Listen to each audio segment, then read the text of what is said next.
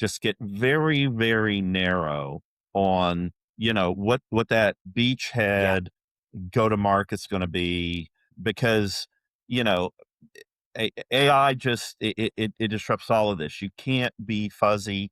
It puts a light in the dark corners of your messaging.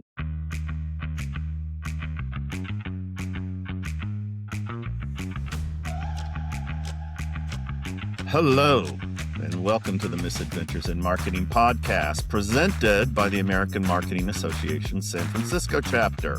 I'm Steve Haney, fractional go-to-market consultant in Silicon Valley.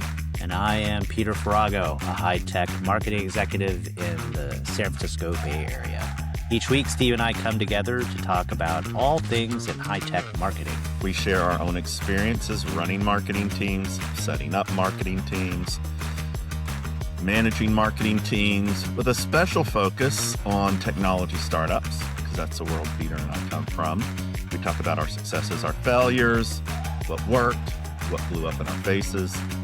And every once in a while, we invite our CMO friends and other marketing colleagues onto the show to interview them and get their perspective on what's happening in the marketplace. And hopefully, we will impart some wisdom along the way.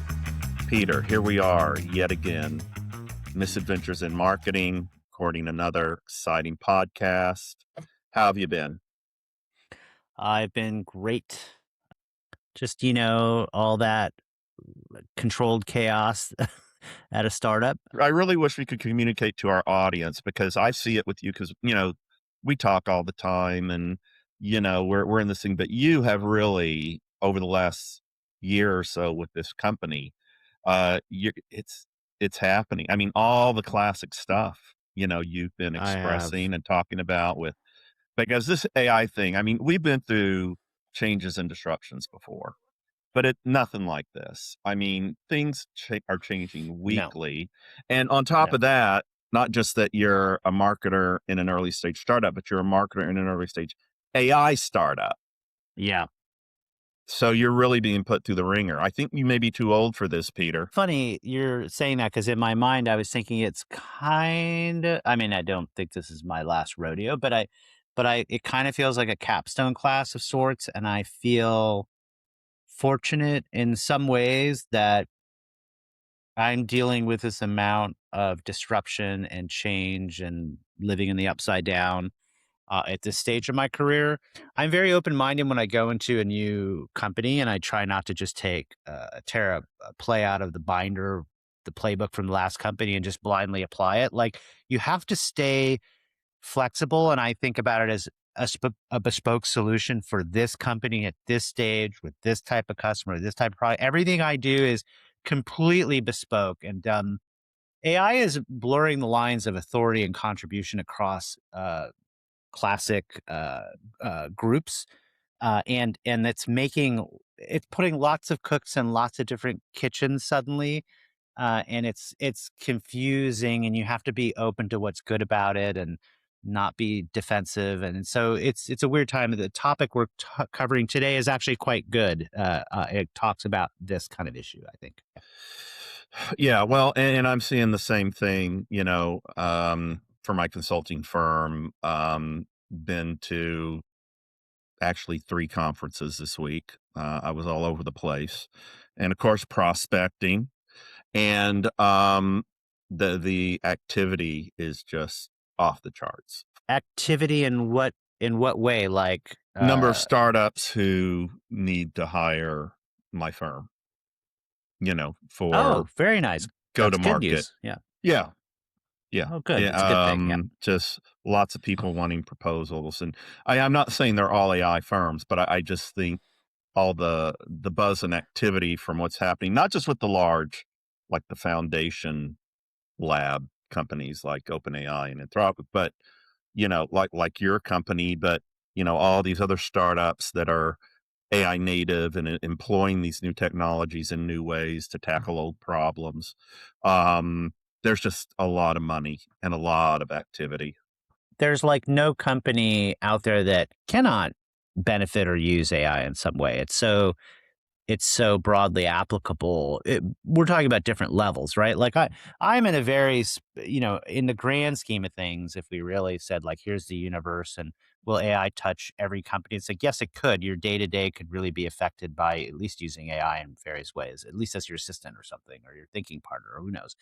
But, um, all the way into like automating things at a larger company using AI and building skills and helping your team level up, you know. And then in my case, I think I'm in the minority, even though I'm in the Silicon Valley bubble. We are a very high end, not me, but the team I work with, a very high end engineering team that is building, on the edge of AI capabilities and applying it to engineering, software production environments. So like we're building a fully AI native product that is, doing something very complicated inside of a complicated technology, context. So I'm in a very kind of niche area in the grand scheme of things. It's a developer tool. It's a developer tool, but it's AI native. Maybe that's an easier way to say it.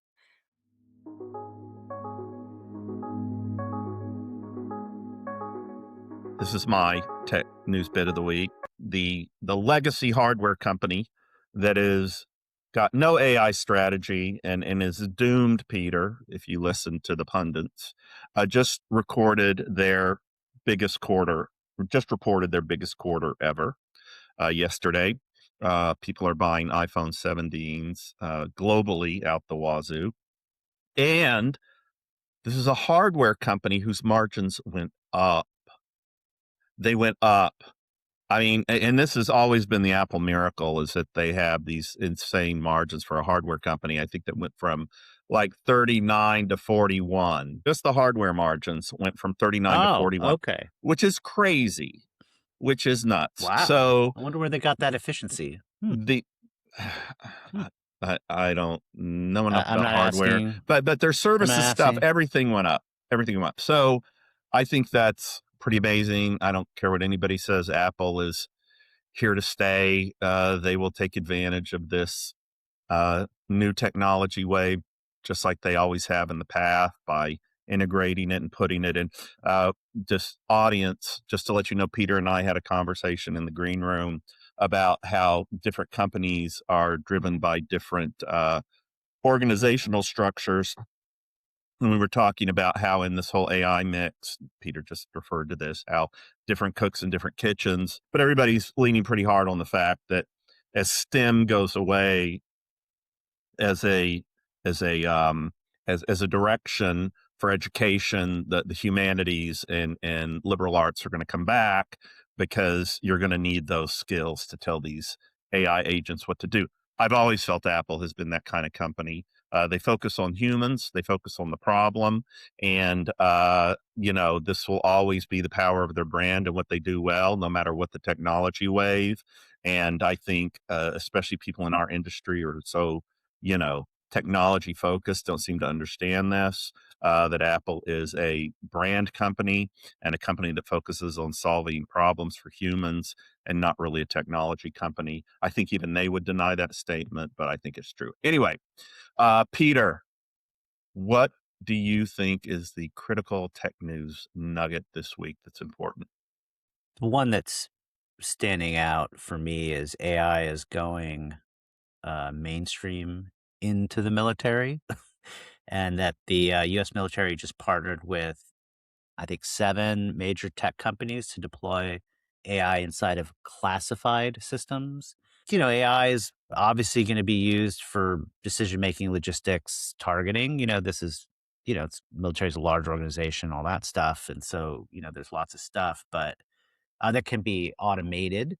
Um, Anthropic has pushed back specifically around autonomous weapons and surveillance, and this is sort Mm, of I think the doomsday scenario, right? That people bring up, right? Is that there's an ethical debate about whether AI decision making is appropriate in, I don't know, law enforcement, warfare, whatever. You could, uh, you know, you could have some errors that could have lethal consequences, and this is bothering people, right? So And Anthropic stand this is not the specific article, but Anthropic stand a few weeks ago was like, hey, we don't feel comfortable letting an AI model have full and complete, um, autonomy and decision making. They need a human in the loop. They need judgment. They need to make sure this is not, a misunderstanding, or to just let the the AI make a choice without any kind of judgment. So Yeah.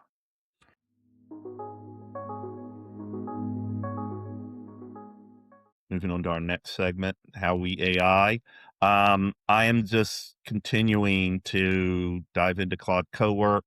Have been working with my clients to build out agents. I highly recommend, if you're still on X. I recently went back to that I social am. I media am. platform because it's still the best for news, I'm afraid. Aaron Yep. Levy posts on there, who's the CEO of Yep. Box. And he's just been putting together some really insightful, articulate posts on how this is all going to play out. And so I would highly recommend you listen to that because, this is what I'm working on with my clients, trying to figure out as we build out their agentic marketing teams. And, I'm just we have go to market engineers that we work with, but I have to be familiar with this stuff and actually roll up my sleeves and get hands on with it. And that's really what I've been focusing on. And just trying to get the connector thing sorted out and the MCPs and what you can have them do. I've never, as we've been architecting these systems for our clients, never been worrying about the guardrail stuff. I mean, I think if you know what you're doing, um, you know, those protections are in place. You just have to take advantage of them and be cautious and understand that there are just certain things you shouldn't do. So that's what I've been doing. My thing has been Claude CoWork and trying to figure out how to make all this stuff work together. How about you, Peter? What have you been doing with the AI tools at your disposal? This is just a practical application of something that kind of came up organically in our company is, we want to speak to our audience authentically, and we want to drop insights, and we want to blog more, and just whatever, all the content creation. And the other thing that's newish in the world is the uh, transcriptions that come out of, say, Fathom or Gong or whatever you're using to record sales calls.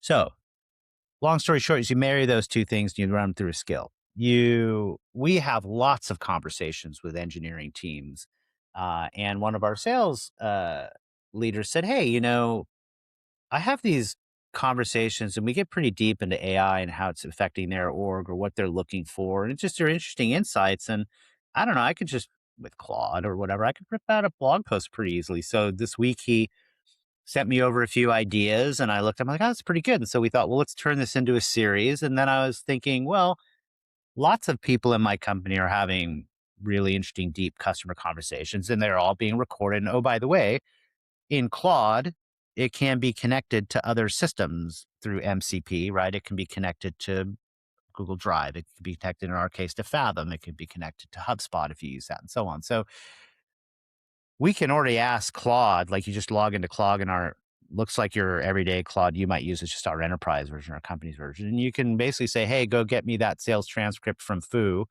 in Fathom, this date, whatever, this customer, whatever. And you can say, I want to write a blog post about this particular insight this person said, and I'm building a skill. You could do it without it, but I'm building a skill so that anybody who has any interesting insight from a customer conversation, we can pull the quote, write something around it, 500 to 600 words. I give it an editorial, style guide. But you can go into Slack. It's like, hey, you just invoke it in Slack. You go into Slack and say, today I learned this in a call. Can you write a blog post about it? Boop. And it just kicks off the whole process and dumps the finished blog. They look at it. They say, yep, I publish it. And if I really want to take another step later, let's say the output is quite good, I could run a completely automated process where salesperson gets off a call, engineering VP said something super interesting. Hey, Slack, or go to Claude, whatever, go to the project, invoke the skill, say, hey, can you write me a blog about this this part was particularly interesting. And that's all they would have to do, and it could be published all the way on the other end on the blog if you want to. We could run it all the way and basically have instant curated developed blogs publishing on demand Hmm. based on real transcripts and real interactions. It's pretty That's very cool. cool. Pretty cool. This episode of Misadventures in Marketing is brought to you by the American Marketing Association, San Francisco. AMASF is a member-run organization that has been serving the Bay Area marketing community for over 80 years. Through programs, events, workshops, and discussions that introduce the latest trends and developments in the industry, to networking events that bring together the best marketing minds in the region, AMASF diligently works to foster professional learning and career advancement opportunities for all of its members. Joining is easy. To become a member of AMASF, go to amasf.org. That's amasf.org and click on Get Involved on the top menu, then become a member.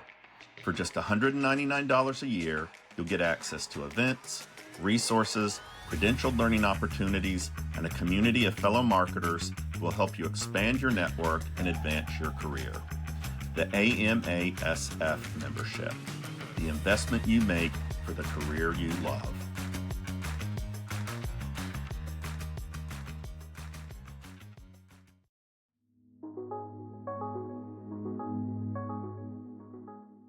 All right, Peter, finally, let us dive into this week's topic, the marketing playbook, how it's basically shifting quicksand, given the rapid changes that we're all dealing with. You know, you have a playbook, but you understand that it's at any moment completely fungible.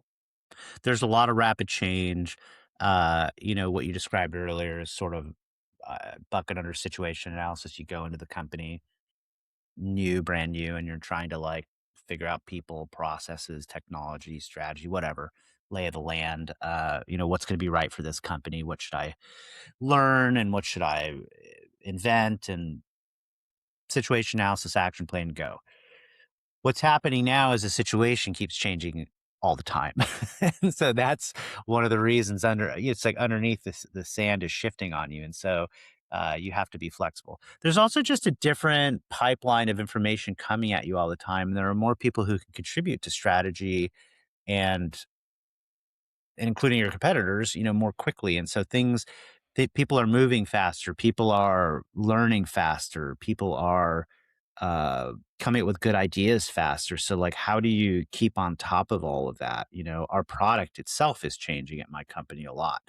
And in a good way, it's all like very good, but it's like, I have done this website at my company like 5 times in a year. Like we're rewriting the copy all over again. I've never rewritten a website so many times in my career in such a short period of time. Mm-hmm. And what does that really mean? Well, our positioning keeps evolving. And it's like, okay, Right. well, what does that mean? Well, that means the category is changing. And well, what do you mean Mm-hmm. by that? Well, it's like the different players are offering different possible, benefits that we're either matching against or not. And we keep jostling for position. It's so like everything is cycling. Positioning document isn't like the 10 Commandments chiseled in stone anymore. It's this process that's constantly, you're managing a process now. You're not bringing down tablets from the mount and saying, this is how it's Yeah. going to be. We're leaning on things like taste and judgment and separating what's relevant from what's not relevant. And it is this positioning thing that keeps evolving is my point, right? And that has this cascading of downstream effect on all these other assets and touch points. And so we have to set up for a different, faster cycling world where we still have to keep our heads and wits about us when it comes to like, what are we saying and why to whom and for what reason? But where is that expressed and how do we technically push that out? Like everything is a little bit up in the air. It's a little wacky. Hmm. Yeah, I was listening to an interview that Reid Hoffman, founder of LinkedIn, um, was interviewing Reed Hastings, founder and CEO for many decades of Netflix. saying how, for decades we were saying STEM, STEM, STEM, learn how to code. And he goes, that's gone. Right, and he said, "We're gonna be leaning more back into the liberal arts, people who know how to tell a story, people who know how to think Oh, about there you go. problems, people who, understand how to communicate, people who know how to manage, because 'cause you're gonna be managing people and AI agents as part of your job, and be creative and actually drive the business." So, that very much resonates. We have 25 competitors who popped up in my space. We basically make Mhm. dev tools for uh, AI agent dev tool. It's just it's a very simple way of putting it. And somebody sent me this website of a company and said, "This is pretty good." And I looked at it, I was like, "Oh yeah, I recognize this." And it's a very small company, but I was like, this is very good. Like of all the stuff I read out there, trying to express differentiation and, really like what's the core issue folks are dealing with and how are we solving it uniquely. I was like, these guys have it. But then, the more I looked at it, I realized, we have like we're rewriting ours, and I was looking at the copy we're generating.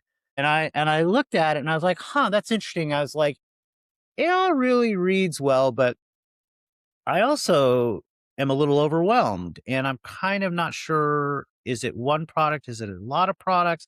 And so the more you looked at it, it started to break down because they hadn't made strong choices. You could tell underneath they didn't know what their real strategic focus was and the real core value they were trying to deliver, and specifically for whom. And it kind of gets into rules of thumb for experienced marketers. Like if you try to market to everybody, you're marketing to nobody. And they aren't that spray and pray, but they're also not defined enough.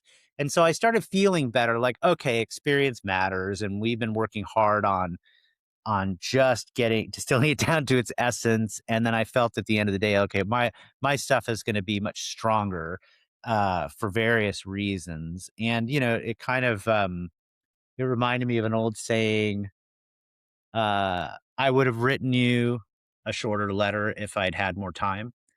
You know, something I'm paraphrasing, but it's like, hey, they had a lot of stuff, but they didn't make a choice. It's like, this is a really snappy saying on this page, and here's a similar snappy saying on the other page, and it's like you go, oh, they couldn't decide which one was better, so they just did both. You're like, yeah, that's not going to work. That's not going to work. You know? Yeah, it's AI sloppish. Whereas with differentiation, you have to be, you have to take that scalpel and cut away, cut away, cut away until you have what really defines you as separate in the market and the problem you really solve in a better way than your competitors. Um, I think also it's just, what market are you going to go after first? Like, what problem are you going to solve for who? I was working with a client and they've got a very broad solution, but we're trying to get from them, okay, but like what segment can you really Mm, tackle? Just like, it's a networking technology, and just focus on higher ed, or just yep. focus on warehouses, and just focus on school districts in Colorado. Just get very, very narrow on what that Yeah. beachhead go to market's going to be, and because you know AI just it disrupts all of this. You can't be fuzzy. It puts a light in the dark corners of your messaging. If you were doing real CPG marketing, like really like Kellogg's, Procter and Gamble, Gillette, Yeah, and whatever. if we could define Uh, that acronym for my sister Monica, who's listening, oh CPG yeah, means consumer packaged packaged goods. goods. So, like when you go into a Uh, grocery store and you see a box of cereal, that's yep, CPG. yep. And what I was going to say was that, uh, as an extension, really, I'd say in our tech lives, we're probably have a strong, we can do everything, but we have a strong home base in the strategic part of product marketing. And when I hear you talking to your clients about, hey, we need to pick a specific, let's get refined on our target, like you're going through, I just, in my head, I go, STPs, segmenting, targeting, positioning, because it all flows from that. Like the segment you pick, the segment you decide to target, you will have to reach out to in unique ways, and you will have to, you're going from a one size fits all to something more high impact, like specific benefits for them. And Emily Kramer, who is a great marketer who runs MKT1, for those who want to go check something out if they don't know it already, actually has kind of said, hey, it's not really product marketing, it's audience marketing. And I think that's what you're getting at. All these things you're saying, I'm like, it is really being an expert on the audience and the applicability of your product to that audience. And CPG, it was very important. Yeah, CPG was very important because you could apply a product to various audiences as the brand leader. You had much more leeway that way. It was more product oriented. Now, of course, with technology being very complicated, it's a little more of a team game with engineering and product and sales. But in my world, be that as it may, I do think that it's a critical distinction, and you have to get focused. Otherwise, you're gonna fail. So, I know we've been touching on this, but and just again, we've been witnessing you going through it day by day, Peter. But I think the mhm. overall message here is that it's almost like marketing, it's almost not so much marketing as it is discovery. Right. Again, because of the rapid changes, you're learning what the product's gonna be, like what you were saying about, you know, recording customer calls and delving into this with customers and understanding their problems, and it's not like we didn't do any of that before. We've been doing that for decades. But it seems to be not 20 to 25% of a marketer's time anymore. It's like 70% of a marketer's time because of the sand shifting under everybody's feet. And then, same Yep. thing for, what's the messaging? What should be our Mhm. distribution? These are all discovery loops, right? That are just part of your life now in a way that they weren't in the past. Um, and, that's definitely a dramatic change in the role of an early stage startup, especially an early stage AI startups marketer, well, which again, you're kind of the poster boy for Yeah. here because you've been dealing with this. I don't know. Do you think that's broadly applicable, or I think are we so. I mean, just I think I can speak from, what I'm dealing with. There's definitely like, I'm thinking of marketing.